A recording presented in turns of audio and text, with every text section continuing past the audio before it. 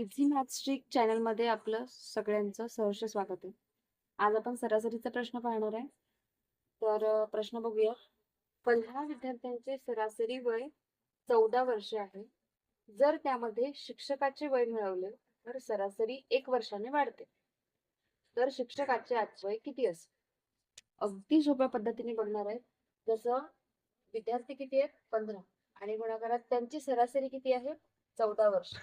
सरासरी म्हणजे याला आपण ॲव्हरेज म्हणतो आणि विद्यार्थी किती आहेत तर याला आपण म्हणजे नंबर ऑफ किती स्टुडंट आहेत तर त्याला संख्या जेवढी विद्यार्थ्यांची आहे ती आणि त्यांची टोटल. मग 15 गुणाकारात जर 14 केले आपण 14 पंचे किती 70 होतात. 7 आले 1000. 14 एक 14 आणि 7 किती होतात? 21. ठीक आहे.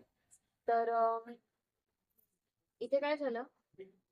त्यात वर्ग शिक्षकाचे वय मिळवले म्हणजे एक व्यक्ती वाढला. 15 वरून किती झाले ते 16 झाले. आणि सरासरी किती झाली? वर्ग शिक्षक मिळवल्यामुळे त्यांची सरासरी 1 वर्षाने वाढते. म्हणजे इथे आपण 14 होती तर ती सरासरी किती होणार आहे? 15 होणार.